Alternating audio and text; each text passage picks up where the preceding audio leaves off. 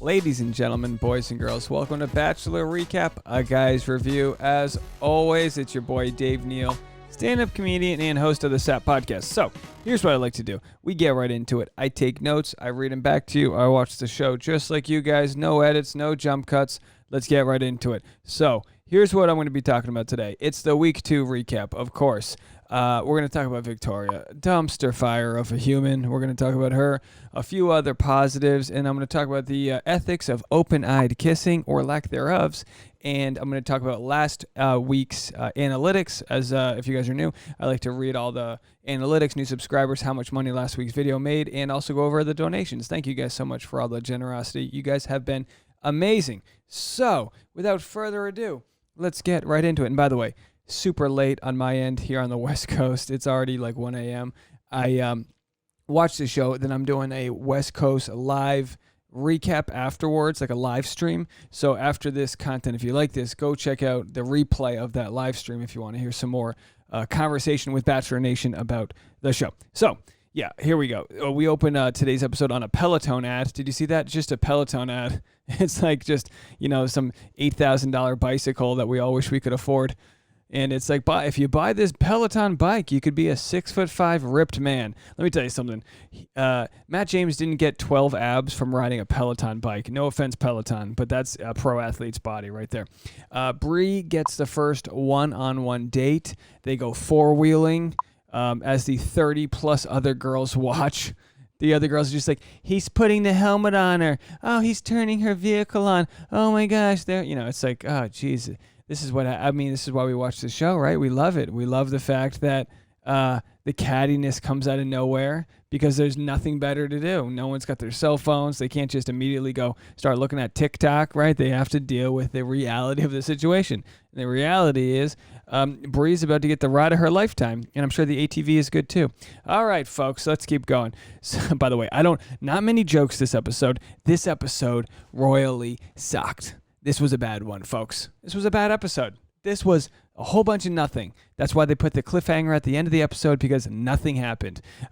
So let's get right into the Queen Bee herself, the real just wreck of a human, Queen Victoria. She immediately just tailspins. She's lashing out. I mean, Matt James hasn't even left the dust hasn't even settled on his four-wheeler, and she's just lashing out. I wish I was on the thing, and it's like, what, do you think these chicks are just here to, play cribbage in the back living room? No, everyone's here for the same reason. You're not better than them. Jasenia said it best. She said, the energy that melts off of her is deaf intense.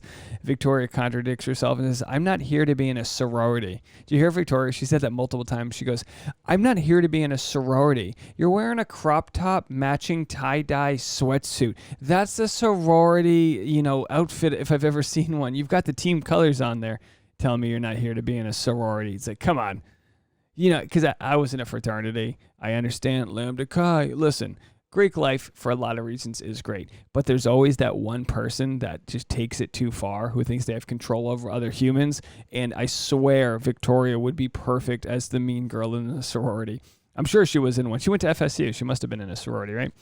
Victoria is almost too villainy this early on. She's too villainy.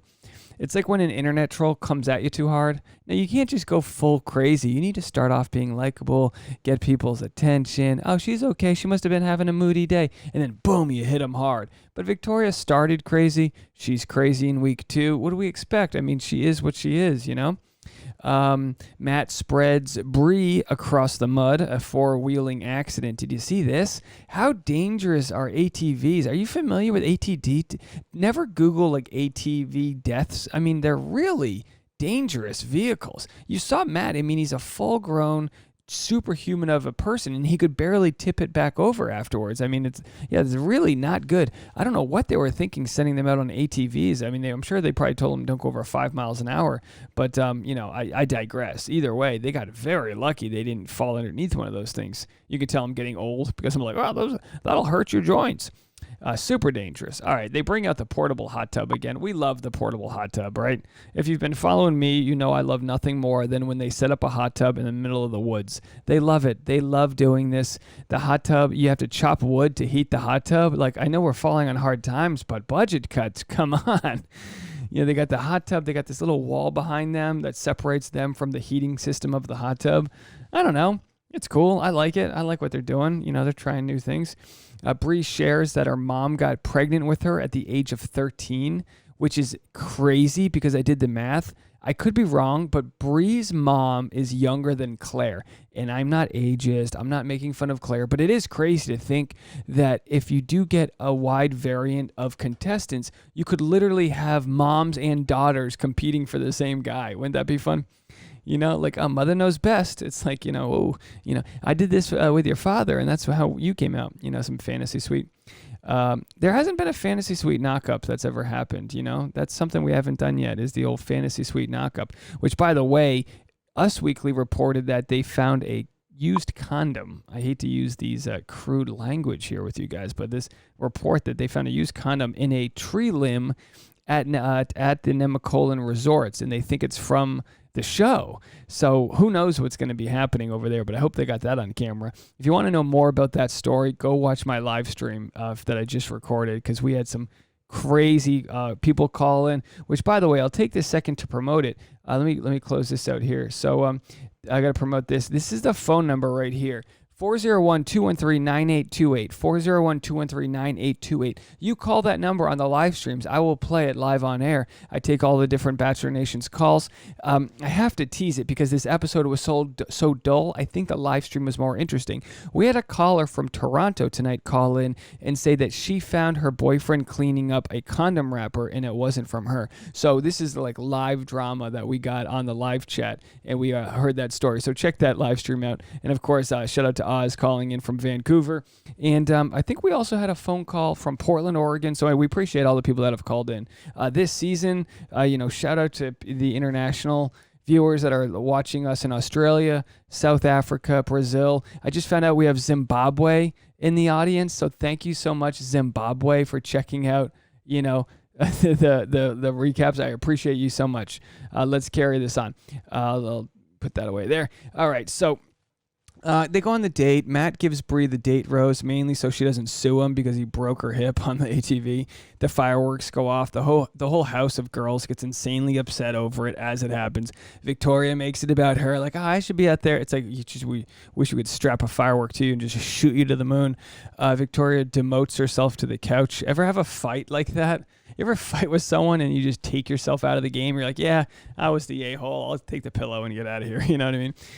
But anyway, back to these fireworks. If you guys didn't watch my video about the Nemacolin Resorts, whatever, it's a 3,000-acre land in Pennsylvania, but there's also a wildlife sanctuary where they have a grizzly bear and different cats like lions and tigers and bears. Oh my! And they've got all these animals, zebras, whatever they have, and then they said it's unethical that they should be shooting fireworks off next to these animals that don't belong, first of all, in a caged animal area. I digress. Look, if you watch Tiger King, you might have some feelings about the situation, but I wonder if this season, if they're going to go and mingle with the exotic animals and see what happens. But in my video a couple weeks ago about the Nemacolin Resort, you'll know that they found out that there's a bear attack. So a bear actually attacked one of the employees at the resort.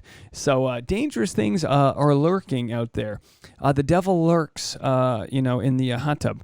All right. So anyway, Victoria, she's on the couch sleeping because she got in a fight with her roommate. More on that later. The group date should be called a Groupon date. 18 girls. Are you kidding me? That's a full baseball game. You could play a league of their own with 18 girls. That's crazy. A rainy outdoor photo shoot with Bachelor Nation's beloved photographer, Franco. Those are their words, not mine. I'm not here to mess with Franco. Good for him. I'm glad he's getting some airtime. But, what's going on? We know he's not a real photographer. We know the photos that they show, those screenshots, are not real photos. That's not from that camera. The camera wasn't even turned on. What are they doing with Franco? What's the story with Franco? I've been skeptical of Franco for several seasons now.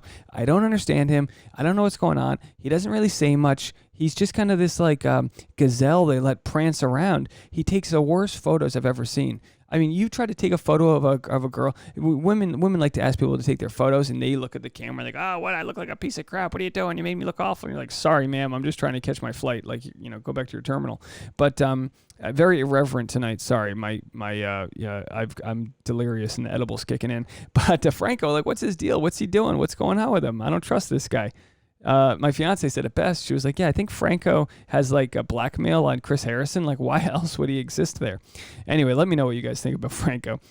Victoria asked Matt James to pull off her garter belt because they do this, wedding style photo shoot as they do. And it's just like the other women are looking at her like, oh, it's going to be one of those types of weddings, just a whole white trash bash. Then Vicky lip locks, old Victoria lip locks Matt. Woof.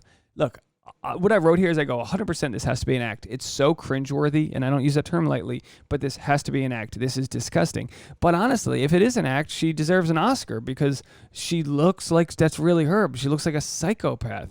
I don't know. Does she have a mental illness? Like, I'm not trying to make light of the situation. She's either a sociopath or something's going on where she's got this disconnect from the rest of society where like she cannot read the room.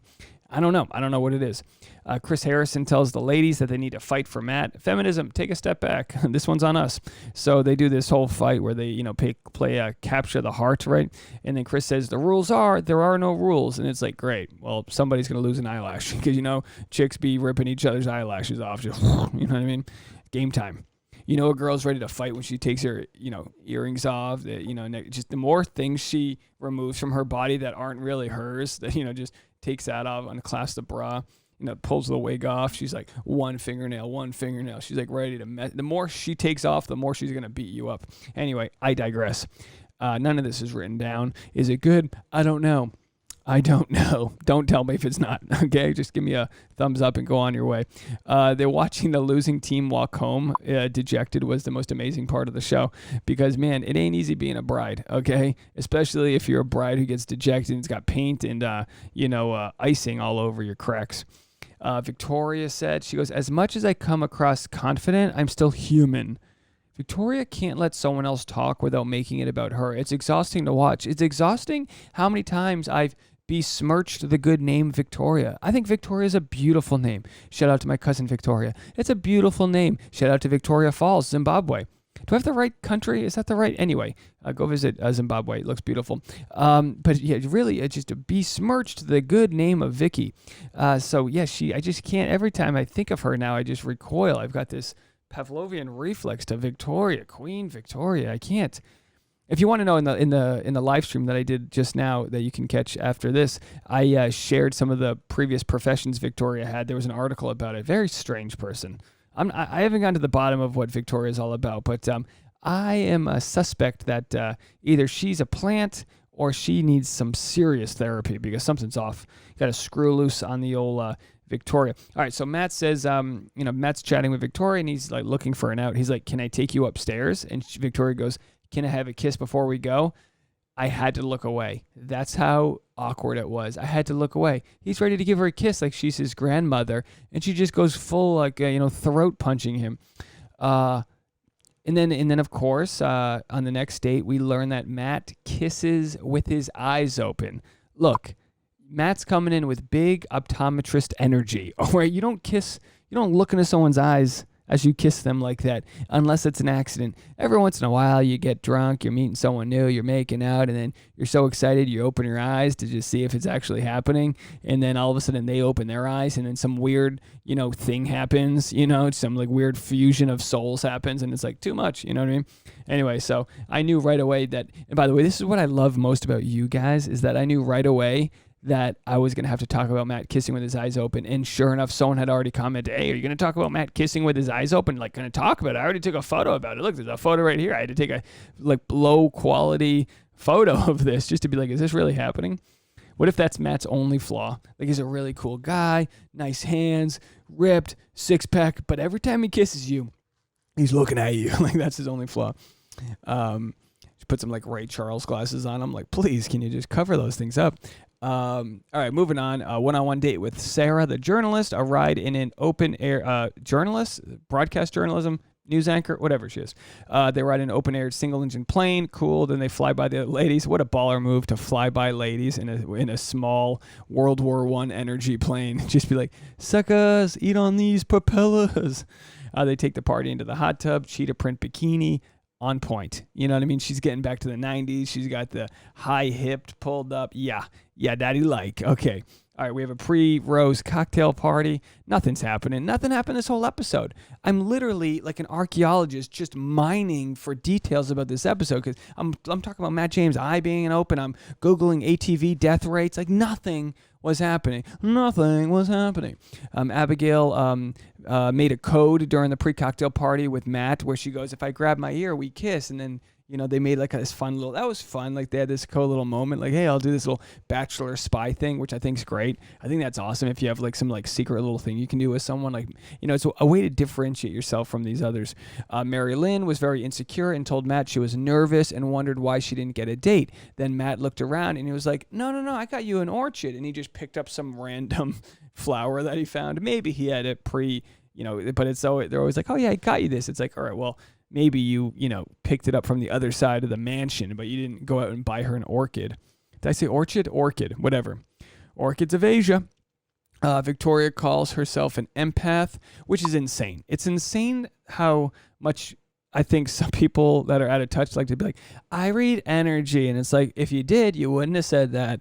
She says her roommate, Marilyn, is toxic. And Marilyn came off very nice. Marilyn seemed very sweet. Matt pulls Marilyn aside after Victoria's baloney. Marilyn responds eloquently. She's very well spoken, drama-free personality. She's like, I don't want to, deal with it, blah, blah, blah. But it's like, hey, Matt, poll the cast. Ask everyone who you want to go. Take a survey on who's right and who's the crazy person who refers to themselves as a queen.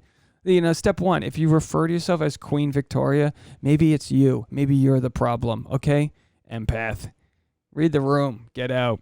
She did. She moved onto the couch. Watching Marilyn try and talk to Victoria was insane. She's wildly crazy. Guys, it's not even funny. She's nuts. I'm like worried for her. I really hope he understands that and gets her off in more ways than one. You know what I mean? Grab her MJ. We didn't see MJ today. Victoria says to Mary Lynn, she goes, we're like oil and vinegar. And I'm thinking, first of all, that's not the saying, but now I'm craving, fried fish sticks. You put some oil and vinegar on those. No? Do you guys put oil and vinegar on your fish and chips? Leave a comment. Let me know. I'm from New England. I wrote the script on how to eat your fried fish and chips. Okay, so if you're not putting vinegar on your fish and chips, you ain't doing it right. All right? I'll even put vinegar on my French fries. That's how little I give it, All right, anyway, moving on. Rose ceremony. The medic had to show up because it looked like, was it Sarah? Who was it? I don't know who it was. Brie? Who? I wasn't trying to watch it from the other room. Someone fell over, and that's the whole big to be continued. It's like, give them a glass of water, have a LaCroix, and, breathe a little bit, and you'll be fine. It's like, what are we doing here? So anyway, what I like to do at the end of my recaps is I like to share the previous week's analytics. A lot of people like to see this. So last episode, if you can see right here, I got 7,400 views. Pretty good. 49 new subscribers, and the episode made $56.36. So thank you so much. It's been a global pandemic all year. I've tried to invest more of my time and energy into creating content because, I'm an unemployed stand-up comedian with no one to perform to, so I really appreciate it. Also, I have to say thank you so much for the Venmo donations. You guys are literally incredible. Kelly, you donated $40. You don't have to do that. Thank you so much for that, Kelly. Esme, $15 donation. Thank you so much. And Shava, am I pronouncing that right? Sent in a $10 Venmo donation. Guys, thank you so much. You're so kind.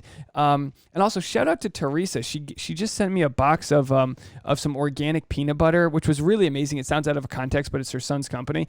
And I just did an unboxing and an opening on the live stream, and I'm going to do a taste test at 4 o'clock on this Thursday's live stream. You guys have been so fantastic. From Susan sending pepperoni pizza from the Seattle to the peanut butter. I mean, you guys are each. I'm very blessed. So thank you guys so much for all of that. If you want to check out the live streams, which is way more interactive, you can leave comments and voicemails. Definitely, you can do that. Let's see, I think this is it. No, that's not it. Here we go. There's the logo. So you can leave a voicemail, 401-213-9828. And thank you guys again so much for being so supportive of all of my other content. I've got a show where I give free advice to a bunch of strangers. So please check that out. I'll put it right over here. It's called Mansplaining. We give free advice to strangers every week. It's a ton of fun. And you can check out some of the other content. Again, thank you so much for sticking around. And we'll see you next time. Bye, everyone.